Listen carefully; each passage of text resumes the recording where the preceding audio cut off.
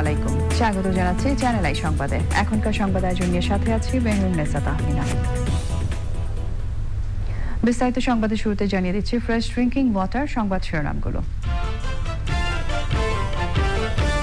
বঙ্গবন্ধুকে ইতিহাস থেকে কেউ মুছে ফেলতে পারবে না বললেন বিএনপির এমপি। স্বাধীনতার সুবর্ণ জয়ন্তীতে সংসদে প্রধানমন্ত্রীর প্রস্তাব গৃহীত। সিটি কর্পোরেশনের ময়লার গাড়ি চাপায় রাজধানীতে আরও একজন নিহত। নটরডেম ছাত্রের মৃত্যুর ঘটনায় দোষীদের বিচার দাবিতে 48 ঘণ্টার আলটিমেটাম। কারাগারে খালেদাকে স্লো পয়জনিং করা হয়েছিল কিনা বিএনপির প্রশ্ন। বিদেশ থেকে চিকিৎসক আনতে আবারও সরকারের সহযোগিতার আশ্বাস। গাজীপুরের মেয়র জাহাঙ্গীর আলম সাময়িক বরখাস্ত। জমি দখল, অর্থ আত্মসাৎ ও ক্ষমতার অপব্যবহারের অভিযোগ। এবং বাংলাদেশ পাকিস্তান প্রথম টেস্ট শুরু শুক্রবার। নতুন টেস্ট চ্যাম্পিয়নশিপের প্রথম ম্যাচে তরুণদের উপর অধিনায়ক মুমিনুলের আস্থা।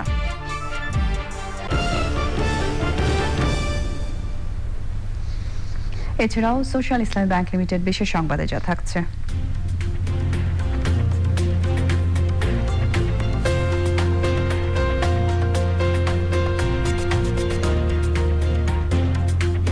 স্বাধীনতার সুবর্ণ জয়ন্তীতে বাঙালির বীরত্বের চিত্রগাথা প্রদর্শনীর খবর।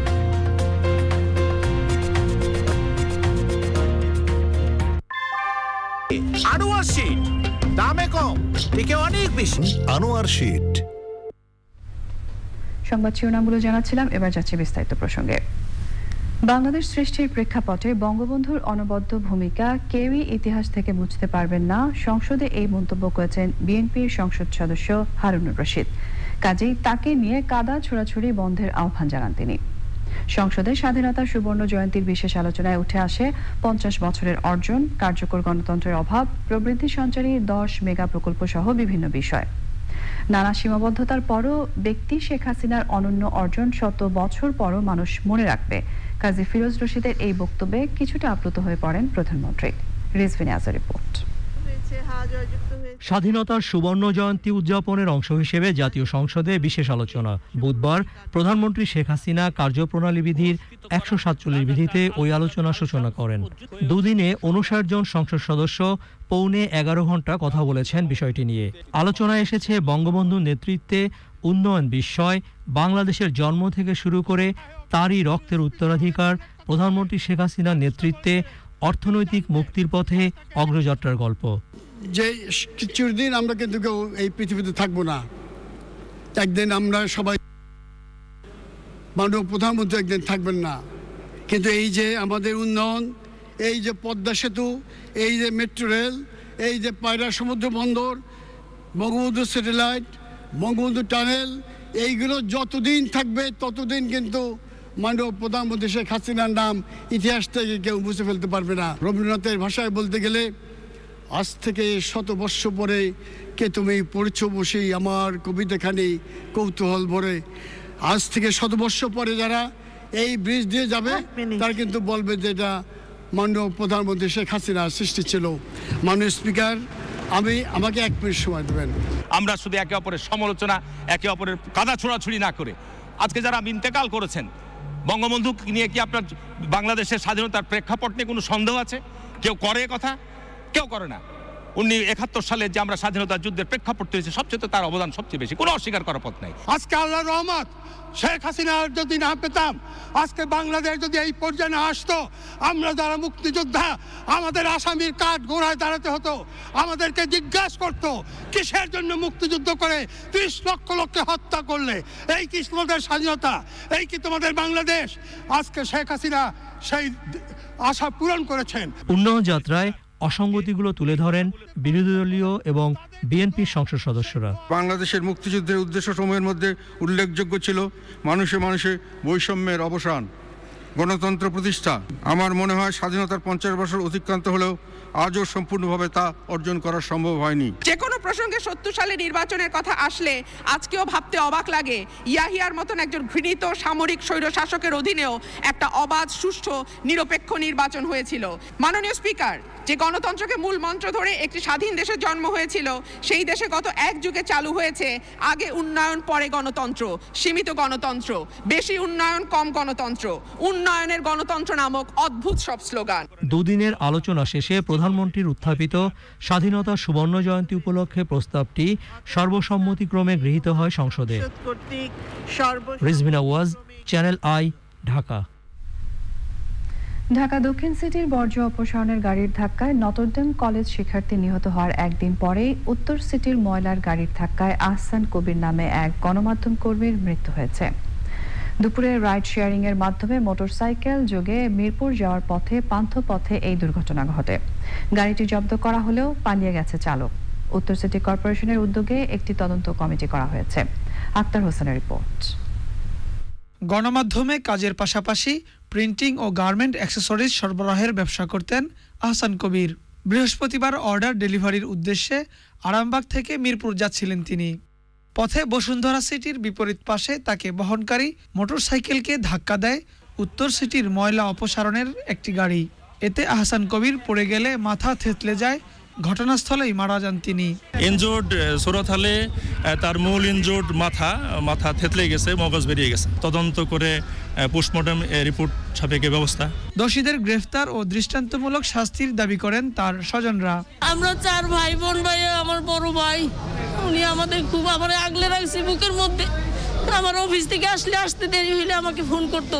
হেলমেট পুরো ঢুকে গেছে, আর এখান থেকে এই হাড্ডি পাঁজরের হাড্ডি ভাইকে ঢুকে গেছে। সিটি কর্পোরেশনের গাড়ি কে চালাবে? চালায় ক্লিনার, পরিচ্ছন্নতা করবে কি গাড়ি চালাবে? কিন্তু চালাচ্ছে তো, এটা তো চলে আসছে। এটা তো এই অনিয়ম তো আর একদিন দুই দিনে হয় না, এগুলো চলে আসছে। সুতরাং এখন কার কাছে বিচার চাবো? এগুলো বিচার চেয়ে লাভ নাই। একটা পাশে উনি আমার মালি নিয়েই ডেলিভারি দিতে গেছে মিরপুর গার্মেন্টসে। আসলে মানতে পারতেছি না, খুবই ভালো মানুষ, এক এলাকার ভারী, আমার এলাকার ওনার এলাকা এক গ্রামই। ঘটনার তদন্তে একটি কমিটি করেছে উত্তর সিটি কর্পোরেশন। নিহতের পরিবারের পাশে থাকার কথা জানিয়েছে সিটি মেয়র আতিকুল ইসলাম।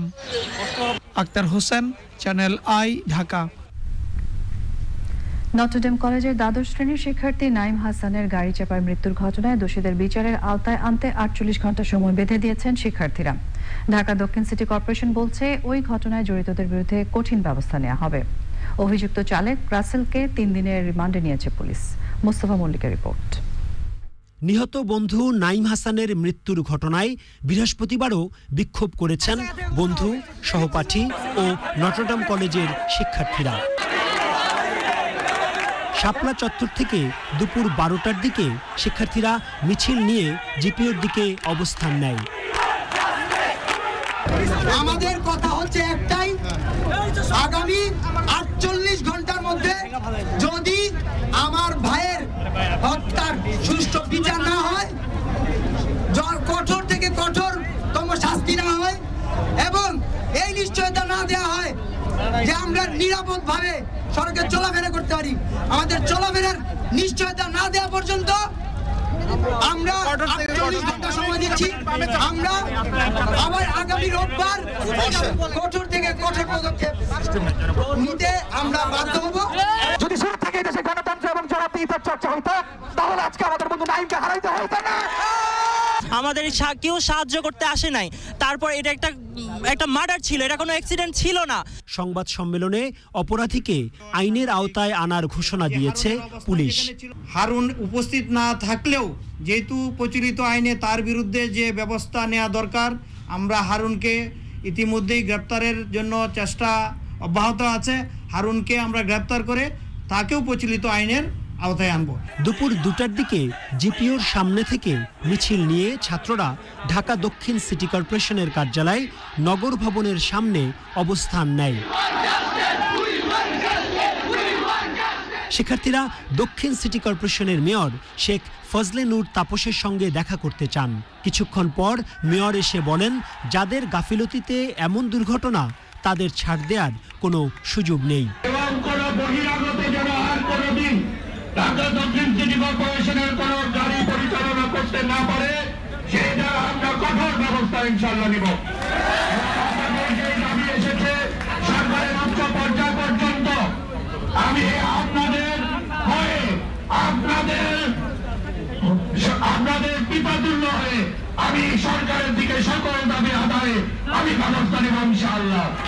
বুধবারের ঘটনায় ঢাকা দক্ষিণে যখন বিক্ষোভ চলছে, তখন ঢাকা উত্তরে সিটি কর্পোরেশনের ময়লার গাড়ির ধাক্কায় নিহত হলেন একজন গণমাধ্যম কর্মী।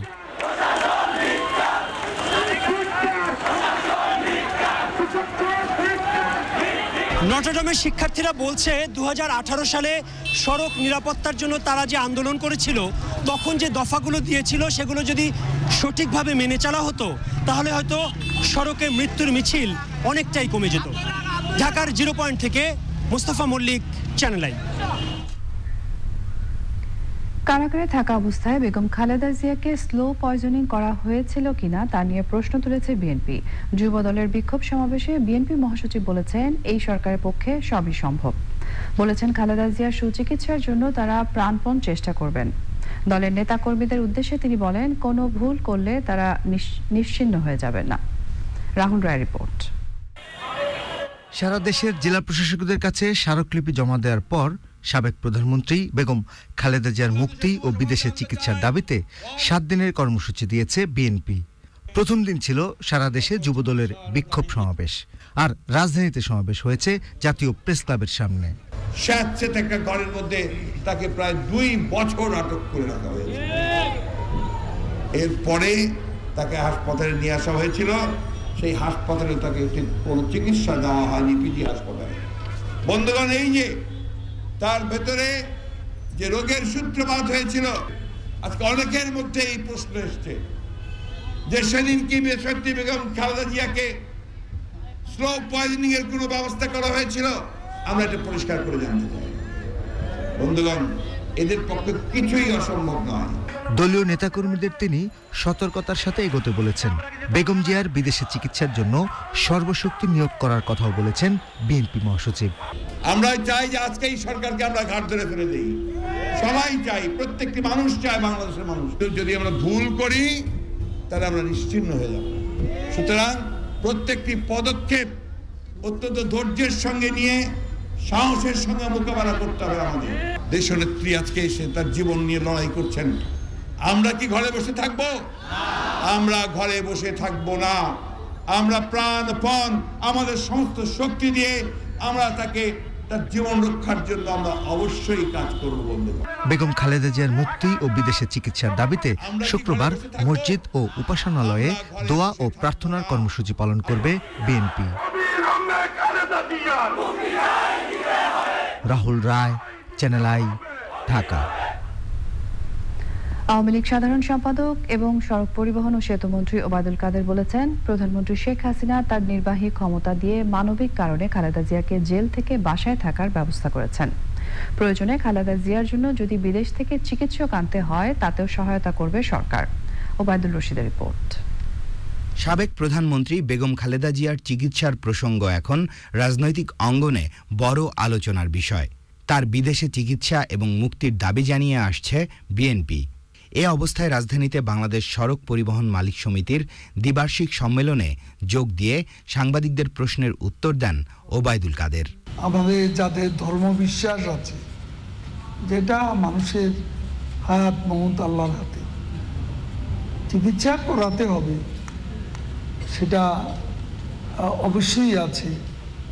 এবং আইনমন্ত্রী বলেছেন বিদেশ থেকে আরও যদি ভালো চিকিৎসক আপনারা মনে করেন নিয়ে আসুন, সেই অনুমতি সরকার দেবে। খালেদা জিয়ার চিকিৎসা নিয়ে সরকারের আন্তরিকতার কথা জানিয়ে সহযোগিতার আশ্বাস আবারও দেন আওয়ামী লীগ সাধারণ সম্পাদক। একজন মানুষ মরে গেলে এর দায় সরকার তো তাকে গলা টিপে মারছে না, তার দায় সরকারের উপর আপনি ফেলে দেবেন, এটা তো ঠিক না। আর আমার একটা বয়স হয়ে গেছে, আমাদের তো বেঁচে থাকার এবং একটা সময়সীমা আছে, এটা জন্মের সাথেই মৃত্যু লেখা থাকে। এখন আল্লাহর হুকুম হলে বা কোনো কারণে মানুষের অসুস্থতা হতে পারে, অসুস্থ হয়ে অনেকে মারা যায়, কারণ সেটা সরকারের উপরে আপনি কথায় কথায় দৌড় চাপাবেন, এটাও তো ঠিক নয়। ওবায়দুল কাদের বলেন বিএনপি খালেদা জিয়ার চিকিৎসার চেয়ে এ নিয়ে রাজনীতি করতেই বেশি ব্যস্ত। যদি ভালো চিকিৎসক। Obaidul Rashid, channel I, Dhaka. শিক্ষার্থীদের হাফ বাস দিতে রাজি নয় বাস মালিকরা। তাদের দাবি অর্ধেক ভাড়ার বিধান নেই। এক সপ্তাহের মধ্যে যৌক্তিক ভাড়ার প্রস্তাব দিতে বাস মালিকদের অনুরোধ করেছে সড়ক পরিবহন ও সেতু মন্ত্রণালয়। শুক্রবার শিক্ষার্থীদের জন্য বিআরটিসি বাসের ভাড়া কমানোর ঘোষণা দেবেন মন্ত্রী। মাসুর শাকিলের রিপোর্ট। রাজধানীতে বাংলাদেশ সড়ক পরিবহন কর্তৃপক্ষ বিআরটি এর প্রধান কার্যালয়ে বাস মালিক, ট্রাফিক পুলিশ, শিক্ষা মন্ত্রণালয় ও সিটি কর্পোরেশনের প্রতিনিধিদের সঙ্গে সড়ক পরিবহন ও সেতু মন্ত্রণালয়ের সড়ক ও মহাসড়ক বিভাগ বৈঠক করে। সরকারি পরিবহন থেকে শিক্ষার্থীদের ছাড় দেওয়া হবে, কনসেশন দেওয়া হবে, সেটা মাননীয় মন্ত্রী ঘোষণা দিবেন। আর বেসরকারি পরিবহনের ব্যাপারে তো আমরা বললাম এটা, যে ওনারা নিজেদের বিরুদ্ধে বসবেন, তারা কতটা ছাড় দিতে পারেন, কি করতে পারেন, তারা তাদের একটা প্রস্তাব আমাদের কাছে দিবে, তখন আমরা ওনাদের সাথে আলোচনা করে ওই বিষয়ে ঘোষণা দিব। রাজধানীর ইঞ্জিনিয়ার্স ইনস্টিটিউটে বাস মালিক সমিতির বার্ষিক সাধারণ সভার প্রধান অতিথি ছিলেন যোগাযোগ মন্ত্রী ওবায়দুল কাদের। সভায় বাস মালিকরা বলেন, শিক্ষার্থীদের হাফ ভাড়া বিধান বেসরকারি পরিবহনের জন্য প্রযোজ্য নয়। শিক্ষার্থীরা আমাদেরই ছাত্র, আমাদেরই ছেলে মেয়ে। আমি মনে করি করোনাকালীন সময় দীর্ঘদিন তারা পড়ালেখা করতে পারে নাই, তারা পড়ালেখার দিকে যেন মনোযোগী হবে, তাদের প্রতি আমাদের অনুরোধ থাকবে। তবে বেসরকারি খাতে শিক্ষার্থীদেরকে হাফ ভাড়া নেওয়ার প্রভিশন কখনো ছিল না, এখনো নাই। মন্ত্রী বলেন, তিনি নিজেও শিক্ষার্থী থাকার সময় অর্ধেক ভাড়ায় যাতায়াত করেছেন। বাস মালিকদের মানবিকভাবে চিন্তা করার আহ্বান জানান তিনি। আপনাদের স্বার্থ আমরা দেখব, কিন্তু আমাদের সবচেয়ে বড় স্বার্থ হচ্ছে জনস্বার্থ। এ মাসের 27 তারিখ জাতীয় সংসদে মহাসড়ক বিল পাশ হবে। নতুন আইনে কঠোরতা কমানো হচ্ছে না বলে জানিয়েছে সড়ক পরিবহন ও সেতু মন্ত্রণালয়। Masrur Shakil, channel I, Dhaka. গাজীপুরের মেয়র জাহাঙ্গীর আলমকে সাময়িক বরখাস্ত করা হয়েছে। জমি দখল, অর্থ আত্মসাৎ ও ক্ষমতার অপব্যবহার সহ নানা অনিয়মের অভিযোগে তাকে বরখাস্ত করা হয়েছে। বিস্তারিত জানাচ্ছেন রফিকুল বাশার। কয়েকদিনের আলোচনা সমালোচনার পর অবশেষে গাজীপুর সিটি কর্পোরেশনের মেয়র জাহাঙ্গীর আলমকে সাময়িক বরখাস্ত করা হলো। স্থানীয় সরকার, পল্লী উন্নয়ন ও সমবায় মন্ত্রণালয় থেকে এ বিষয়ে প্রজ্ঞাপন জারি করা হয়েছে। প্রাথমিক তদন্তের ভিত্তিতে সাময়িক বরখাস্ত করা হয়েছে বলে জানিয়েছেন এলজিআরডি মন্ত্রী। গাজীপুরের বর্তমান মেয়র জাহাঙ্গীর আলমকে সাময়িকভাবে বরখাস্ত করা হয়েছে। অভিযোগ যেমন কোথাও অবৈধভাবে জায়গা দখল করা এবং জনগণের স্বার্থের পরিপন্থী কাজকর্ম করা। কেউ কেউ অভিযোগ করেছেন যে তাদের সেখানে অনেক অবকাঠামো ক্ষতিপূরণ না দিয়ে নির্মাণের ব্যবস্থা জোর জবরদস্তি করা। 3 সদস্যের কমিটি করা হয়েছে। সেই কমিটির প্রতিবেদনের ভিত্তিতে তার বিষয়ে চূড়ান্ত সিদ্ধান্ত নেওয়া হবে। তো যেহেতু আরম্ভ হয়ে গেছে, তো অতএব সেই ক্ষেত্রে তদন্ত করতে গিয়ে মাঠ পর্যায়ে কতদিন সময় লাগবে এই কথাটা তো একদম সুনির্দিষ্ট করে বলাটা ঠিক হবে না। 3 দিনের মধ্যেই ক্ষমতা ছেড়ে দিতে হবে জাহাঙ্গীর আলমকে। তারপর জ্যেষ্ঠতার ভিত্তিতে দায়িত্ব পালন করবেন 3 জন কাউন্সিলরকে নিয়ে গঠন করা প্যানেল। প্যানেলে আছেন পর্যায়ক্রমে আসাদুর রহমান কিরণ, আব্দুল আলিম মোল্লা এবং আয়েশা আক্তার। জাহাঙ্গীর আলমের বিরুদ্ধে জাতির পিতা বঙ্গবন্ধু শেখ মুজিবুর রহমানকে নিয়ে কটূক্তি করার বিষয়ে কোনো অভিযোগ আমলে নেওয়া হয়নি। সিটি কর্পোরেশন আইনে এ ধরনের অভিযোগ নেওয়ার কোনো ধারা নেই। বঙ্গবন্ধুকে আমাদের আইন অনুযায়ী আমাদেরকে সিদ্ধান্ত নিতে হয়। আইন অনুযায়ী এখানে এই বিষয়টা আমাদের যেটুকু আইন অনুযায়ী তার বিরুদ্ধে ব্যবস্থা নেওয়ার যে সমস্ত সুযোগ আছে, অপশান আছে, যে সমস্ত অপশান দেওয়া আছে, সেই অপশানগুলো অনুযায়ী তাকে আমরা বরখাস্ত করেছি। তদন্ত কমিটির প্রতিবেদন অনুযায়ী দ্রুতই জাহাঙ্গীর আলমকে নিয়ে চূড়ান্ত সিদ্ধান্ত নেওয়া হবে বলে জানিয়েছেন মন্ত্রী। তবে আত্মপক্ষ সমর্থনের সুযোগ পাবেন তিনি। বিরুদ্ধে ব্যবস্থা নেবেন। এখন রফিকুল বাশার, চ্যানেল আই, ঢাকা। এবারে প্রসঙ্গ আই স্পোর্টস।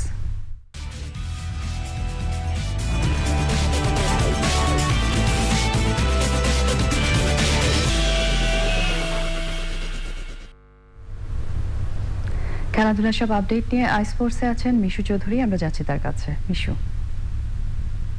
তাহমিনা, ধন্যবাদ আপনাকে। সম্মানিত দর্শক, সবাইকে শুভেচ্ছা সহ আমন্ত্রণ জানাচ্ছি আজকের আই স্পোর্টসে। আমি মিশু চৌধুরী আপনাদের সাথেই আছি। পাকিস্তানের বিপক্ষে ম্যাচ দিয়ে টেস্ট চ্যাম্পিয়নশিপের নতুন আসর শুরু করেছে বাংলাদেশ। চট্টগ্রামের জহুর আহমেদ চৌধুরী স্টেডিয়ামে প্রথম টেস্টের প্রথম দিনের খেলা শুরু হবে শুক্রবার সকাল 10টায়। দলে সিনিয়রদের না থাকায় ক্যাপ্টেন মমিনুলকে কিছুটা হতাশ করলেও তরুণদের ওপরই আস্থা রাখছেন তিনি। বেল্লাল হোসেনের ভিডিও চিত্রে চট্টগ্রাম থেকে রিপোর্ট করেছেন সাদি মাহমুদ। নিকট অতীতে টেস্ট ক্রিকেটে ভালো স্মৃতি নেই টিম বাংলাদেশের। আশেপাশে কেবলই পরাজয়ের হতাশা। টেস্ট চ্যাম্পিয়নশিপের নতুন আসরে অবশ্য ঘুরে দাঁড়াতে মরিয়া টাইগাররা। মাঠের অনুশীলনেও সিরিয়াসনেসের অভাব নেই। টেস্ট ক্যাপ্টেন্সি পাওয়ার পর থেকে খুব কম সময়েই পুরো শক্তির দল নিয়ে মাঠে নামতে পেরেছেন মুমিনুল হক। প্রতিবারই কোনো না কোনো নিয়মিত খেলোয়াড় স্কোয়াডে থাকতে পারেন না। পাকিস্তানের বিপক্ষে টেস্ট চ্যাম্পিয়নশিপ মিশন শুরুর আগেও একই অবস্থা টিম টাইগার্সে। চোটের কারণে চট্টগ্রাম টেস্টের দলে নেই সাকিব আল হাসান, তামিম ইকবাল এবং তাসকিন আহমেদ। মাহমুদুল্লাহ রিয়াদ তো বিদায়ই বলে দিয়েছেন টেস্ট ক্রিকেটকে। সাকিব ভাই, তামিম ভাই, তারপরে আপনার Taskin regular bowler, regular player, senior player না থাকলে অবশ্যই আমার জুনিয়র ক্যাপ্টেন হিসেবে আমার জন্য একটু ডিফিকাল্ট হয়ে যায়। তো সেই হিসেবে চিন্তা করলে আমি অবশ্যই এখন ওই জায়গায় পড়ে থাকলে হবে না, কিন্তু জিনিসটা হলো চলমান প্রক্রিয়া, কেউ সবসময় হয়তো কারো পাবো না। এই সিরিজে স্বাভাবিকভাবেই তাই বেশ কিছু তরুণ খেলোয়াড় সুযোগ পাবেন। দীর্ঘদিন শুধু স্কোয়াডে ঘোরা তরুণ ব্যাটার ইয়াসির আলী চৌধুরী রাব্বির এবার অভিষেক হতে পারে। ওপেনিংয়ে সাদমানের সঙ্গে সাইফেই ভরসা রাখতে পারে টিম ম্যানেজমেন্ট।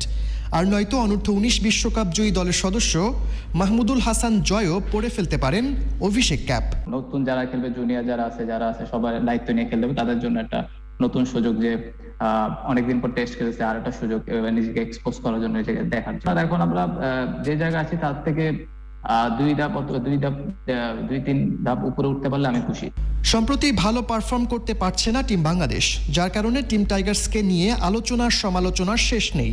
তবে এসব সমালোচনা পেছনে ফেলে নিজেদের শক্তিমত্তায় নজর দিতে চান টাইগার ক্যাপ্টেন। মিরপুরের শেরেবাংলা ক্রিকেট স্টেডিয়াম থেকে চট্টগ্রামের জহুর আহমেদ চৌধুরী স্টেডিয়াম। টি-20 সিরিজের ব্যর্থতা ভুলে টেস্ট চ্যাম্পিয়নশিপের শুরুটা ভালো করতে মরিয়া টিম টাইগার্স। ক্যাপ্টেন মুমিনুল হকও জানিয়ে দিয়েছেন, 2 সিনিয়রের পাশাপাশি ব্যাটিংয়ে ভালো করতে হবে তরুণদেরও, তবেই পাকিস্তানকে হারানো যাবে। চট্টগ্রামের জহুর আহমেদ চৌধুরী স্টেডিয়াম থেকে সাদি মাহমুদ, চ্যানেল আই। অধিনায়ক বাবর আজম সহ পাকিস্তান ক্রিকেট দলের 12 জনের বিরুদ্ধে বাংলাদেশ সরকারের অনুমতি ছাড়া অনুশীলনে পাকিস্তানের পতাকা উত্তোলনের জন্য ঢাকা চিফ মেট্রোপলিটন আদালতে মামলা দায়েরের আবেদন করা হয়েছে। মুক্তিযুদ্ধ মঞ্চের সেই আবেদন খারিজ করে দিয়েছে আদালত। দুপুরে চট্টগ্রামের জহুর আহমেদ চৌধুরী স্টেডিয়ামে অনুশীলন করে পাকিস্তান দল। নানা বিতর্কের পর এদিন পাকিস্তানিরা অনুশীলনে জাতীয় পতাকা সঙ্গে রাখেনি। ওদিকে বাংলাদেশের বিপক্ষে প্রথম টেস্টের জন্য 12 জনের স্কোয়াড ঘোষণা করে পাকিস্তান। আবিদ আলী, এমামুল হকের সঙ্গে ওপেনার হিসেবে আছেন আব্দুল্লাহ শফিক। পেস আক্রমণ সামলাবেন ফর্মে থাকা শাহিন আফ্রিদি ও হাসান আলী। সঙ্গে আছেন pace bowling allrounder Fahim Ashraf. Spinner হিসেবে আছেন নোমান আলী ও সাজিদ খান।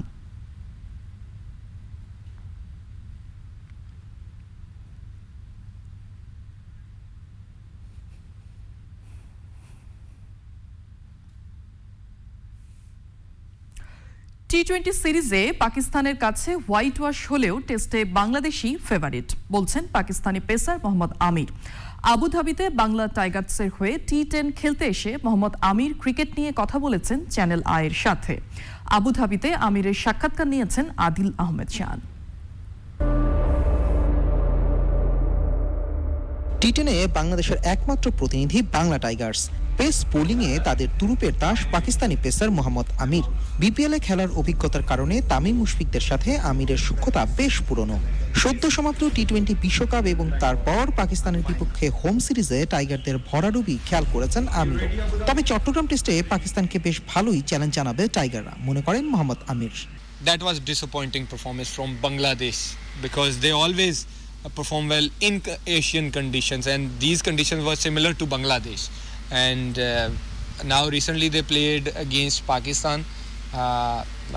They were not up to the mark, to be honest. I don't know what is the problem behind that. I don't know, but they can do better than this. You can't say this is a new team. They are experienced enough. I don't know what is the problem behind that, but they can do better than this. নিজের bowling performance দিয়ে টি10-এ Bangla Tigers ম্যানেজমেন্টের আস্থার প্রতিদান দিতে চান এই pacer. Test cricket in Bangladesh, it's very difficult to beat Bangladesh because the kind of they have spinners, they are very good in their condition. So it's going to be a good series, to be honest. সবশেষ বঙ্গবন্ধু বিপিএলে খুলনা টাইগার্সের হয়ে খেলেছেন মোহাম্মদ আমির। তবে নিজের ব্যস্ততার কারণে জানুয়ারিতে আসন্ন বিপিএলে ঢাকায় আসা হবে না বলে জানিয়েছেন সময়ের আগেই ক্যারিয়ার শেষ করা পাকিস্তানি পেস তারকা। আদিল আহমেদ শান, চ্যানেল আই, আবুধাবি, সংযুক্ত আরব আমিরাত। গভীর ভালোবাসা, আবেগ আর শোকাহত হৃদয়ে ফুটবল দুনিয়া পালন করছে ইতিহাসের অন্যতম সেরা ফুটবলার ৮৬ বিশ্বকাপ জয়ী আর্জেন্টিনার অধিনায়ক দিয়েগো আর্মান্ডো ম্যারাডোনার প্রথম প্রয়াণ বার্ষিকী। ২০২০-এর ২৫ নভেম্বর হৃদরোগে আক্রান্ত হয়ে জাগতিক পৃথিবী ছেড়ে অনন্ত লোকে যাত্রা করেন ফুটবল জাদুকর।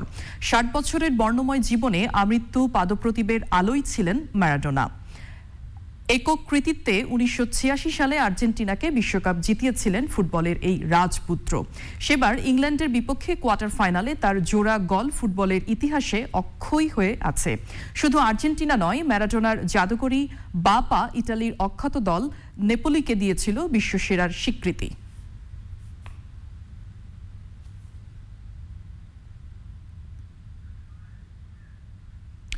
প্রথম টেস্টে ওয়েস্ট ইন্ডিজকে ১৮৭ রানে হারিয়ে ২ ম্যাচ সিরিজে ১-০ ব্যবধানে এগিয়ে গেছে হোস্ট শ্রীলঙ্কা। ৩৪৮ রানে টার্গেটে ব্যাট করতে নেমে ওয়েস্ট ইন্ডিজের দ্বিতীয় ইনিংস শেষ হয় ১৬০ রানে। ৬ উইকেটে ৫২ রানের সংগ্রহ নিয়ে টেস্টের পঞ্চম দিন খেলা শুরু করে ক্যারিবীয়রা।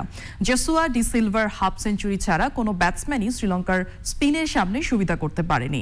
৫ বাউন্ডারিতে ৫৪ রান করে জসুয়া। ১৩ রান করে রাকিন কর্নওয়াল আউট হতেই ক্যারিবীয় ইনিংসে শেষবারের মতো ধস নামে। শ্রীলঙ্কার অ্যাম্বলডেনিয়া ৫ এবং রমেশ মেন্ডিস নেন ৪ উইকেট। বিশ্ব টেস্ট চ্যাম্পিয়নশিপের এই ম্যাচ জিতে শ্রীলঙ্কা পেয়েছে ১২ পয়েন্ট। ২৯ নভেম্বর গোলের একই ভেন্যুতে সিরিজের শেষ টেস্ট শুরু হবে।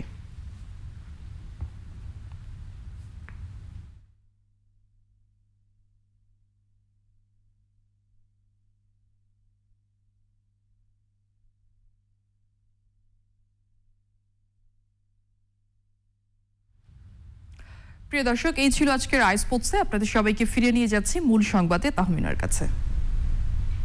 মিশু, আপনাকে ধন্যবাদ আমাদের সঙ্গে যুক্ত হয়ে খেলাধুলার সবশেষ তথ্য জানিয়ে দেওয়ার জন্য। এবার চলে যাচ্ছি পরের প্রসঙ্গে। দীর্ঘ ৭ বছরের যাত্রা শেষে মুক্তি পাচ্ছে তরুণ নির্মাতা রেজওয়ান শাহরিয়ার সুমিতের প্রথম চলচ্চিত্র নোনা জলের কাব্য। মুক্তির আগেই বেশ কয়েকটি আন্তর্জাতিক উৎসবে অংশ নেয়া চলচ্চিত্রটির প্রিমিয়াম শো দেখতে আসেন রাজনীতিবিদ, সাংস্কৃতিক ব্যক্তিত্ব সহ বিশিষ্টজনেরা। শুক্রবার থেকে চলচ্চিত্রটি ঢাকায় স্টার সিনেপ্লেক্সের সকল শাখায়, শ্যামলী সিনেমা ও ব্লকবাস্টার মুভিজে প্রদর্শিত হবে। লায়লা নওশনের রিপোর্ট।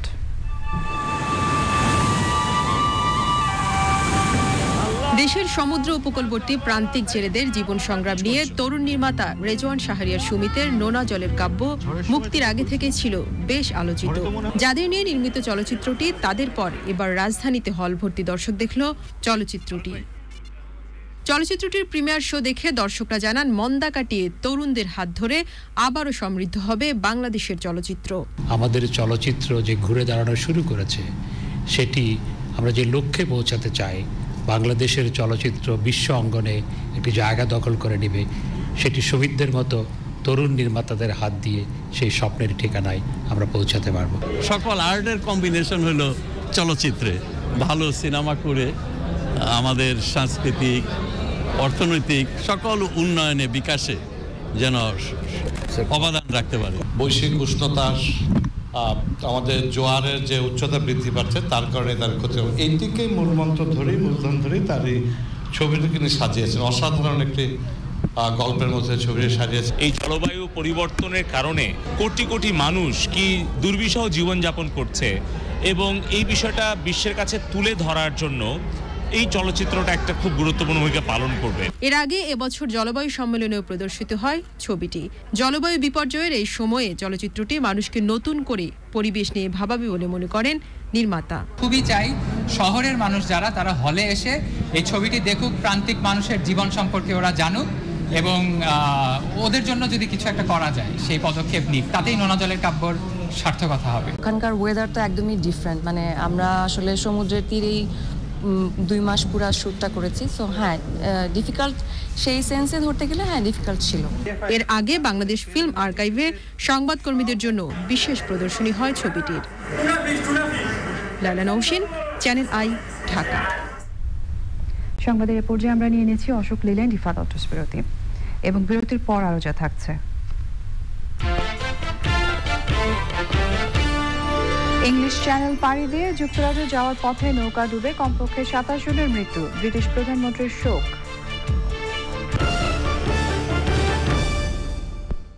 বিকাশে খরচ কমছে, ক্যাশ আউট অ্যাডভান্সে তৈরি বিশ্ব সেরা স্টিল GP8 ইস্পাত, দৃঢ়তার প্রতিশ্রুতি। হাওর কেন্দ্রিক পর্যটন শিল্পের উন্নয়নের উদ্যোগ নিয়েছে সরকার। দেশি বিদেশি পর্যটকদের কাছে হাওরের প্রাকৃতিক ঐশ্বর্য আকর্ষণীয়ভাবে তুলে ধরা সহ আয়োজন করা হচ্ছে নানান সুযোগ সুবিধার। ইতোমধ্যে প্রাথমিক কাজ শুরু করেছে বাংলাদেশ ট্যুরিজম বোর্ড। সিলেট থেকে সাদিকুর রহমান সাকির পাঠানো তথ্য ও ভিডিও চিত্র নিয়ে সাদিয়া ওমর রিপোর্ট। সুনামগঞ্জ, মৌলভীবাজার, হবিগঞ্জ, নেত্রকোনা, সিলেট, কিশোরগঞ্জ, ব্রাহ্মণবাড়িয়া এই 7 জেলার 7,84,000 হেক্টর জলাভূমিতে 423টি হাওর। এই নিয়ে হাওর অঞ্চল। এর মধ্যে 218টি রয়েছে সিলেট বিভাগে। হাওর অঞ্চলের অনেক বৈচিত্র্য রয়ে গেছে পর্যটকদের জানার বাইরে। সেগুলো তুলে ধরার এবং সুযোগ সুবিধা বাড়াতেই উদ্যোগী হয়েছে ট্যুরিজম বোর্ড। সমস্ত পর্যটন শিল্পের সঙ্গে জড়িত স্টেক হোল্ডারদের সমন্বয়ে সব ধরনের মানুষকে আমরা একত্রিত করে এই সার্ভেটা করেছি। সিলেট অঞ্চলকে আরও পরিপূর্ণভাবে দেশি এবং বিদেশি পর্যটকদের কাছে তুলে ধরার জন্য সরকারের কাছে বেশ কিছু প্রস্তাবনা রাখা, যাতে করে সরকার এই উন্নয়নে, বিশেষত সিলেট বিভাগের পর্যটন উন্নয়নে কাজ করে যেতে। এখানে কিভাবে দেশি বিদেশি পর্যটকদের একদিন মিলন মেলা পরিণত করা যায়, পাশাপাশি এর মাধ্যমে আমরা কিভাবে স্থানীয় জনগোষ্ঠীর এবং উপজাতিদের কিভাবে আমরা জীবনমান উন্নয়ন করতে পারি, সেই ধরনের আমরা চিন্তা ভাবনা করছি। প্রতি বছর সিলেটে প্রচুর পর্যটকের সমাগম ঘটে, যাদের অনেকেই আসেন হাওর অঞ্চলের সৌন্দর্য উপভোগের জন্য। টাঙ্গুয়ার হাওর, হাকালুকি হাওর, বাইক্কা বিল, লাল শাপলার বিল সহ 200-রও বেশি হাওর বিল রয়েছে সিলেট বিভাগে। কিন্তু পর্যাপ্ত সুযোগ সুবিধা না থাকায় বিপাকে পড়তে হয় হাওরে ঘুরতে আসা পর্যটকদের। ট্যুর অপারেটররা বলছেন, হাওর অঞ্চলে সুযোগ সুবিধা বাড়ানো হলে তা কার্যত ভূমিকা রাখবে জাতীয় অর্থনীতিতে। যদি হাওর বান্ধব সুন্দর একটা পর্যটন শুরু হয়, তাহলে আমাদের অর্থনৈতিক ভাবেও আমরা সিলেটের মানুষরা লাভবান হব। নতুন আঙ্গিকে এই হাওরকে সাজিয়ে বিদেশি পর্যটকদের নিয়ে এসে আমরা কিন্তু অনেক লাভবান হতে পারি। বিশ্বে পর্যটনই হচ্ছে একক বৃহত্তম কর্মসংস্থান ভিত্তিক সেবা শিল্প। দেশের হাওর অঞ্চলে রয়েছে এর বিপুল সম্ভাবনা। Sadia Omar, Channel I. নিটুল চাচা, আন্তর্জাতিক সংবাদ।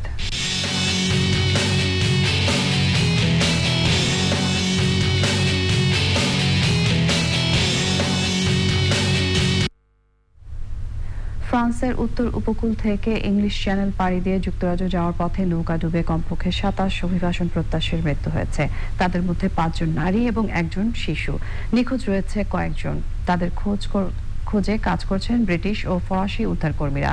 জাহাজ ও হেলিকপ্টার দিয়ে উদ্ধার অভিযানে নেমেছেন তারা। এই ঘটনায় শোক প্রকাশ করেছেন ব্রিটিশ প্রধানমন্ত্রী বরিস জনসন। ফোন আলাপে অভিবাসীদের অনুপ্রবেশ ঠেকাতে সম্ভাব্য সবকিছু করার ঘোষণা দিয়েছেন ব্রিটিশ প্রধানমন্ত্রী ও ফরাসি প্রেসিডেন্ট। জাতিসংঘের অভিবাসন সংস্থা এই ঘটনাকে 2014 সালের পর ইংলিশ চ্যানেলে সবচেয়ে বড় প্রাণহানি বলে মন্তব্য করেছে।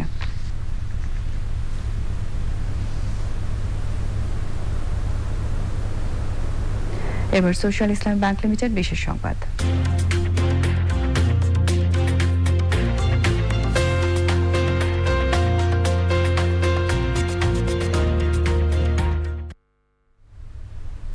স্বাধীনতার সুবর্ণ জয়ন্তী উদযাপন উপলক্ষে বাংলাদেশ নৌবাহিনী স্বাধীনতা যুদ্ধ চলার সময় ধারণকৃত দুর্লভ চিত্র প্রদর্শনীর আয়োজন করেছে। শিল্পকলা একাডেমির চিত্রশালায় প্রদর্শনীর উদ্বোধন করেন তথ্য ও সম্প্রচার মন্ত্রী ডক্টর হাসান মাহমুদ। তিনি বলেন, স্বাধীনতার 50 বছরে বাংলাদেশ বিশ্বের কাছে এখন তলাবিহীন ঝুড়ি নয়, গর্বিত দেশ হিসেবে পরিচিত। নতুন প্রজন্ম মুক্তিযুদ্ধের চেতনায় উজ্জীবিত হয়ে ও বঙ্গবন্ধুর আদর্শকে বুকে ধারণ করে দেশকে সামনে এগিয়ে যাবার নেতৃত্ব প্রদান করবে বলে আশা করেন তথ্যমন্ত্রী।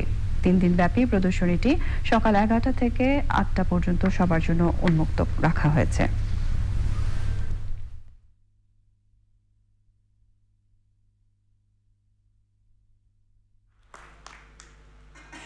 স্বাধীনতার সুবর্ণ জয়ন্তীর বছরে আজকে বাংলাদেশ একটি গর্বিত জাতি।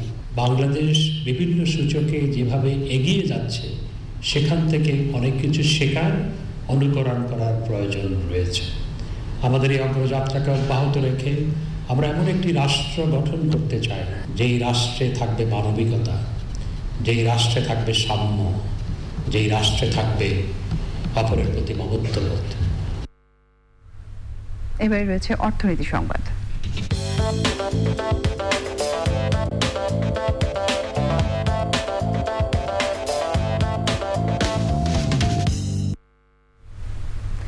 ঢাকা স্টক এক্সচেঞ্জে সপ্তাহের শেষ কার্যদিবসে লেনদেনের নিম্নমুখী প্রবণতা দেখা গেছে। আগের কার্যদিবসে ডিএসসি সূচক 65 পয়েন্ট কমে 6852 পয়েন্টে দাঁড়িয়েছে।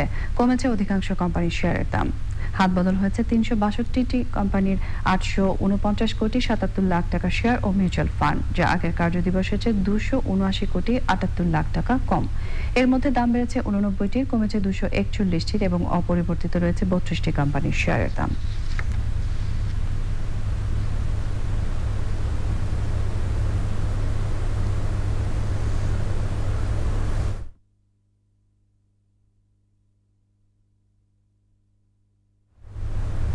ইন্ডি ক্যাফে গ্লোবাল সিল্ক সিটি সংবাদ।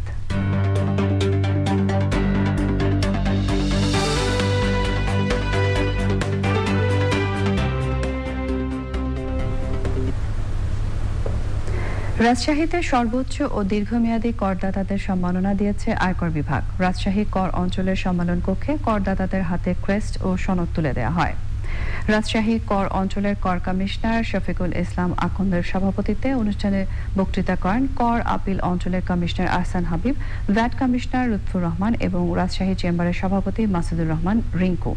অনুষ্ঠানে রাজশাহী সিটি কর্পোরেশন ও রাজশাহী জেলা ছাড়াও পাবনা, চাঁপাইনবাবগঞ্জ, নাটোর ও নওগাঁ জেলার 42 জন করদাতাকে 4টি ক্যাটাগরিতে সম্মাননা দেওয়া হয়। প্রকৌশলী ক্যাটাগরিতে সর্বোচ্চ করদাতা একজনকে ট্যাক্স কার্ড দেওয়া হয়েছে। পূবালী ব্যাংক লিমিটেড কৃষি বিভাগ সংবাদ।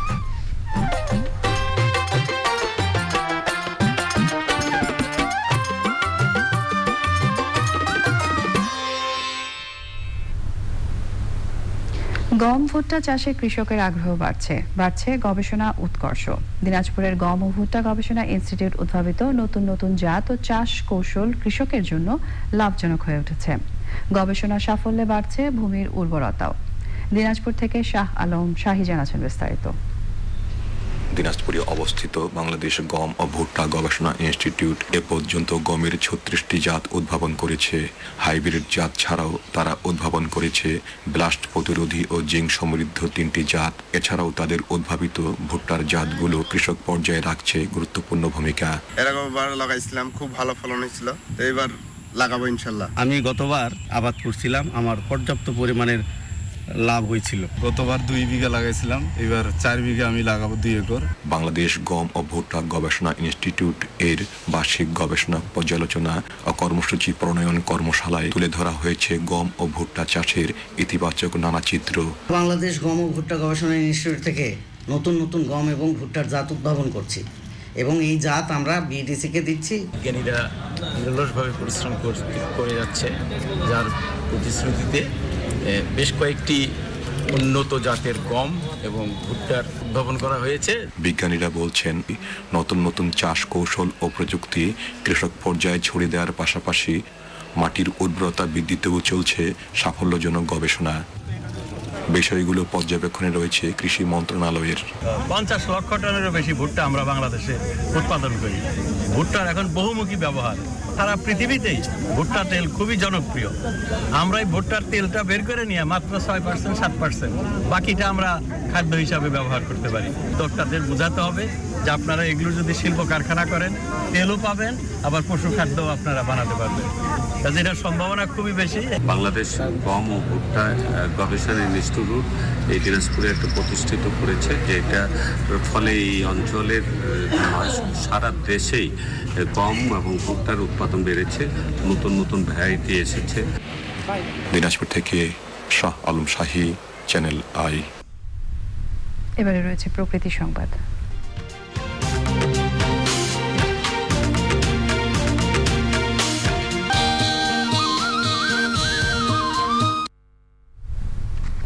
বাংলাদেশের পাখিদের মধ্যে একটি বড় অংশ জুড়ে রয়েছে ফলভোজী পাখি। এসব পাখির খাদ্যের প্রধান অংশ বিভিন্ন উদ্ভিদের ফল ও বীজ। তবে ফলজ উদ্ভিদ বৈচিত্র্য কমে যাওয়ায় খাদ্য সংকটে বিপন্ন ফলভোজী পাখিরা। প্রকৃতি সংবাদে ফলভোজী পাখিদের নিয়ে শিহাব খালিদিনের ডেস্ক রিপোর্ট।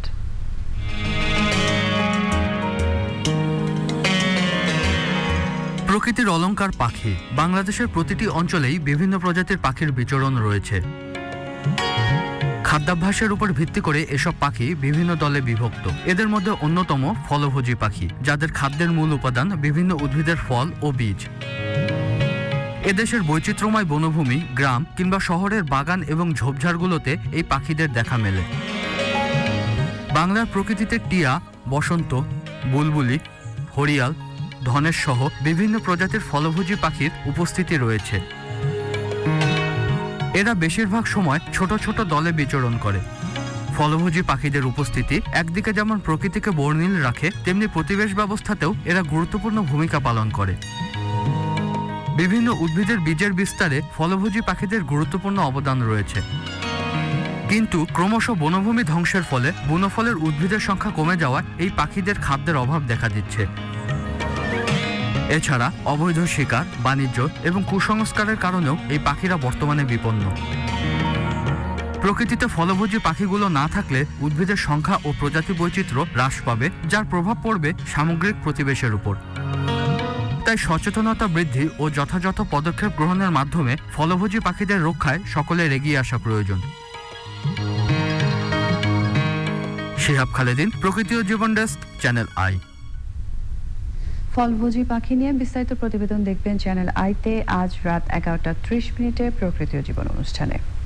এবার এক্সিম ব্যাংক বাণিজ্য সংবাদ।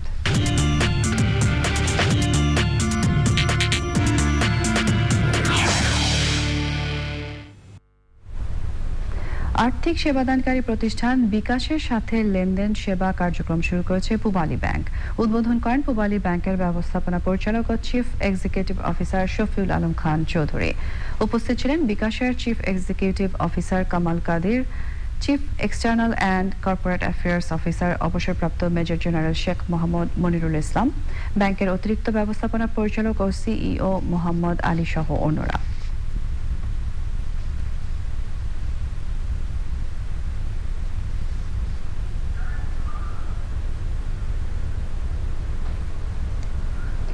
বাইশতম প্রতিষ্ঠা বার্ষিকী উপলক্ষে মিট দ্য প্রেস করেছে ব্যাংক এশিয়া। ব্যাংকের প্রেসিডেন্ট ও ব্যবস্থাপনা পরিচালক মোহাম্মদ আরফান আলী বলেন, ব্যাংক এশিয়ার হাত ধরে এদেশের প্রথম এজেন্ট ব্যাংকিং যাত্রা শুরু করে। ব্যাংকিং সেবা প্রদানের পাশাপাশি ব্যাংক এশিয়া দরিদ্র মেধাবী শিক্ষার্থীদের উচ্চশিক্ষা বৃত্তি, সুবিধা বঞ্চিত পরিবারের জন্মান্ধ শিশুদের বিনামূল্যে চক্ষু অপারেশন, ব্যাংক এশিয়া মা আমিরান হাসপাতাল স্থাপন এবং বঙ্গবন্ধু মেডিকেল বিশ্ববিদ্যালয়ের নার্সেস স্টুডেন্ট হোস্টেল নির্মাণ করেছে।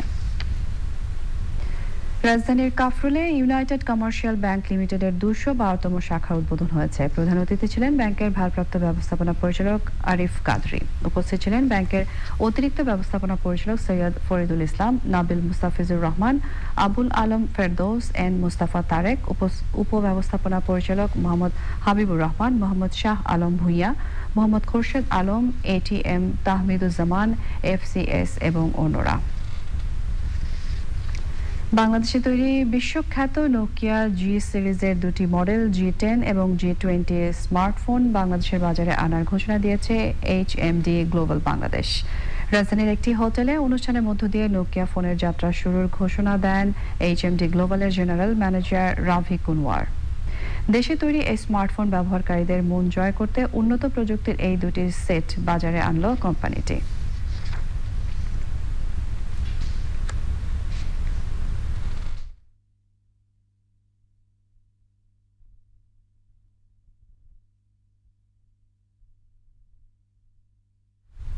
সংবাদের এই পর্যায়ে আবারও নিয়ে নিচ্ছি অশোক লীলায় রিফাত অটোস বিরতি, এবং বিরতির পর আরো যা থাকছে। গুচ্ছ পদ্ধতিতে কৃষি সংশ্লিষ্ট বিশ্ববিদ্যালয়গুলোতে ভর্তিতে নানা ভোগান্তি, শিক্ষার্থীদের ভুলের কথা বলছে কর্তৃপক্ষ।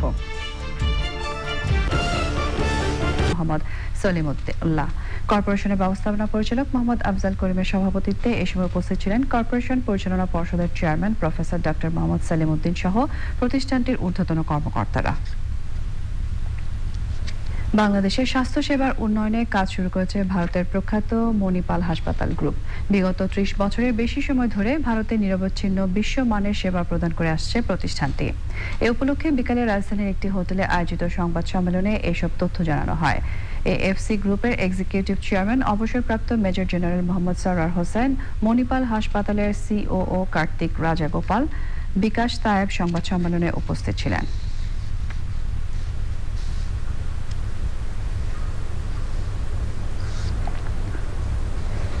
চট্টগ্রাম নগরীতে নিরাপত্তা জোরদার করতে বিভিন্ন গুরুত্বপূর্ণ এলাকায় আরও 411টি সিসি ক্যামেরা সংযোগ দেওয়া হয়েছে বলে জানান metropolitan police commissioner Saleh Mohammad Tanvir.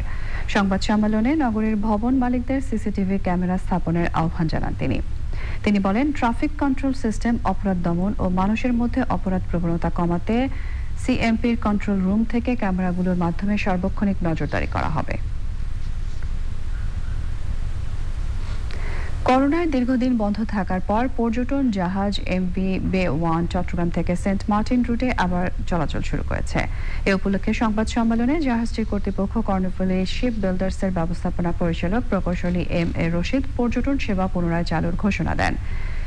MV বে-1 জাহাজটি 2020 সাল থেকে চট্টগ্রাম থেকে সেন্ট মার্টিন রুটে সেবা প্রদান করে আসছে। বাংলাদেশ স্পেশালাইজড হসপিটাল খেলার খবর।